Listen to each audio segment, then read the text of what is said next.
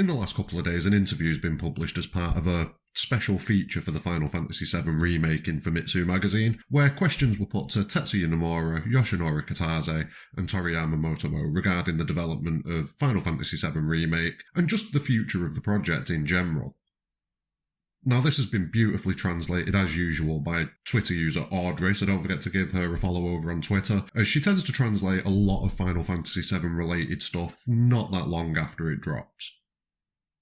Also, don't forget to like and subscribe for future Final Fantasy VII Remake and RPG related content, but without further ado, let's get to it. The interview starts off with a few general questions regarding Remake and its development, and if you want to read the full translation for the interview, I'll leave the link in the description below so you can check it out yourself. But the first slightly interesting bit comes when the interviewer asks about the discussions that production and writing teams had regarding the overall story and the direction the game was taking. When asked about this, Nomura replies, "Since the concept of FF7R was already decided from the beginning, there wasn't that much discussion. However, since each individual has different ways of perceiving things, we did discuss exactly how far we will change the story. I believe I was the one who actually put a stop on several ideas towards the latter half of development." Now, first off, I'd be quite interested to get some info on what ideas and suggestions didn't make it. It'd give us a bit of an idea of what kind of direction we might see the story go in the future, and we may see some of these ideas being shelved for later installments of Remake, so they may still make an appearance. It's quite telling as well that Nomura makes the point that he was the one who put a stop on several ideas, clearly a reaction to the fact that a lot of people, myself included a little bit, have kind of been getting on his case regarding the story of Final Fantasy VII Remake and the fact it's got Kingdom Hearts nonsense in it, which I've never been too enamoured with that description of the game, but I do feel there are issues with it. But anyway, I digress. The next question is probably the most interesting and thought-provoking one of the entire interview, to be honest. Now, I personally didn't realise that the Whispers were named differently in the Japanese version. The interviewer asks, "The remake contains the Whispers of Fate that are not present in the original story. But what was the intent of having this presence? In English, they're called the Whispers, but in Japanese, they're called the Feelers. Is there a specific reason for this difference? For example, if the word feeler was the origin of the name?" Nomura then replies, "Najima-san actually requested us to give the Whispers an eerie aura. Initially, the Whispers are designed to be made of small particles of sand that crumbled while still maintaining its shape, but also unclear in form. We then created an image of them wearing a robe, but more so than that, when we had to make a lot of them appear together, that's when their form took a clear shape. The word feeler means to sense and to touch, but at the moment, I cannot say more than that." Now, like I say, this may be one of the most intriguing questions and answers, not only from Nomura, but in the whole interview. I can sense that in general we're going to have to do a lot of digging on the whole feeler thing and see if they hold any relevance in other media forms and stories, maybe to see, like where the inspiration for that naming may have come from.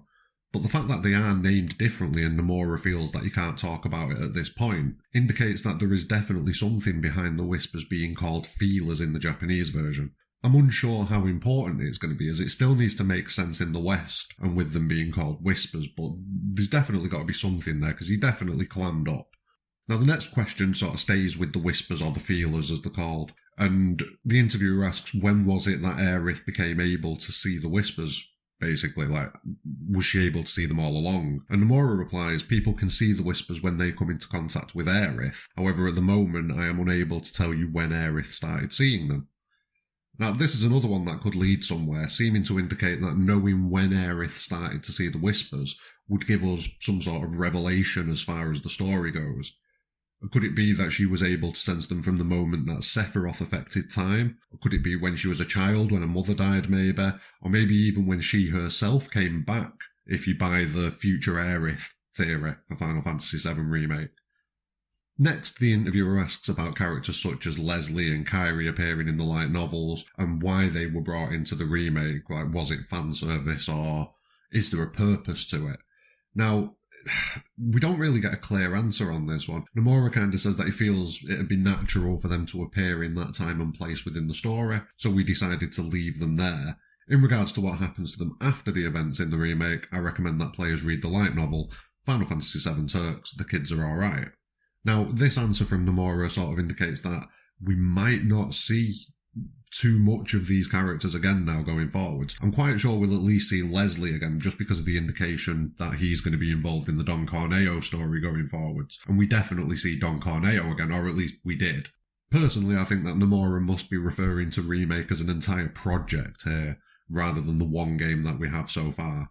Well, then the interviewer wrapped up by asking Nomura if there's anything else he'd like to say to the readers, and again, Nomura just reiterates that they want to get the game out as soon as possible. I mean, I genuinely feel like we could see part 2 a lot sooner than people are expecting. Like, I've said that we're probably going to get a trailer of some sort before the end of the year. I was expecting it to happen over the summer, and people kind of scoffed at me a little bit, but genuinely, I can sense that this is a big push for them to get part 2 out ASAP and keep this hype rolling that they've got, because they have got a ludicrous amount of hype around this game. So, yeah, that's my prediction. We'll see it soon. The interview then continues with Yoshinori Kitase, and this section mainly covers the building of Midgar and the perceptions of fans regarding the Final Fantasy VII Remake. One point of interest is when Kitase was asked about what discussions took place around the changing of the story in order to keep it as fresh as possible for veterans of FF7, while still remaining an appealing game to newer players of the franchise. Kitase goes on to say, we wanted to add several surprises that would balance out the story too. I'm sure there are people who wish to experience the exact same story and relive memories. However, if we were to do that, then all we would be doing is just adding to the original experience, which would cause the remake to lose its significance. I think that we were able to successfully revive the story by adding new elements for a new generation of a new FF7. And again, there's not really much in there. I mean, the Kitase interview didn't really reveal anything at all as far as I'm concerned. It was an interesting read, of course, but it didn't give us anything new going forwards. Then we move on to Motomu Toriyama, and again, same responses as previous questions. It tends to tread the same ground as the 2 previous interviews. However, then we do reach some questions which relate to the story of Final Fantasy VII Remake when the interviewer brings up Stamp the dog and the fact that in the ending we see a different, well, he says that we see Stamp a lot. He appears in various locations, and he does reference the fact that we see him on the crisp pack, the snack pack, whatever it is, towards the end of the game in the Zack scene. Now, Toriyama's response is pretty generic in itself, but he does make a point of like driving home that's the Stamp that appears in that scene with Zack. It's a different breed of dog. So, again, driving home that Stamp is different. I'm almost certain that they're going with an alternate timeline route, at least as far as Zack goes, for sure. Like, Zack is 100% in a different timeline, as far as I'm concerned. I'm not too sure. Like, initially, I believe that Remake was taking place in a branch timeline from the original, because it'd have to. But I don't know. It depends how they go with it. But Zack, 100%. Other than that, I can't see any reason for Stamp in the ending of FF7 Remake to be different to any of the previous iterations of Stamp that we've seen throughout the game. So yeah, there's something going on there. The next question references Roche and the impact that he left in the game and whether or not he'll appear in the next installment and what the purpose of him was. And Toriyama gives us a little bit where he says that initially Roche was going to appear as the last battle on the Midgar Highway, but thought that he might ruin the serious mood of the ending sequence. So I'm glad that they scrapped that idea, but I think that that's only because they had Sephiroth in there as well. Although then again, no, I suppose you've had this serious escape from the Shinra building and everything that's gone on, and then this motorcycle-wielding buffoon turns up squealing and doing flips on his bike. So yeah, I kind of get that. I appreciate that. But then he goes on to say that they thought that they'd put him in other chapters, like in chapter 14, but they can't really race around on a motorbike in the slums, so they couldn't make it work. Also, he says that there's a high chance that he'll appear in the next installment, which, yeah, he's obviously going to appear in the next installment. But it seems like they're going to be a bit over-reliant on his bike as like a prop, or like a device for his character.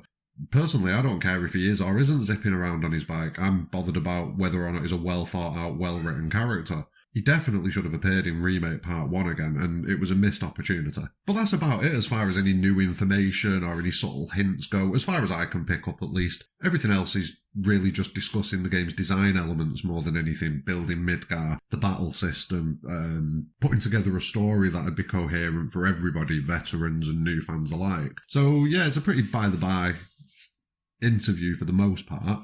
There are one or two bits that definitely need a bit more digging and a bit more information, especially the deal with the whispers being called feelers in the Japanese version of the game, and the fact that Nomura clammed up about it indicates that there could be something to the fact that the name's slightly different. Same with when Aerith could feel the whispers and when she could perceive them. The fact that he clammed up on both of those things there's definitely something going there. But beyond that, there's not been much info. The game's coming as soon as possible, and it's going to be continuing with the new story. We knew that all along. Don't forget to drop any thoughts regarding this interview in the comments below. As more information becomes available regarding the remake, I'll definitely bring it to you, along with my probably ill-informed opinions on what's going on. But thanks very much for watching. Don't forget to like and sub, but more than anything, have a great day.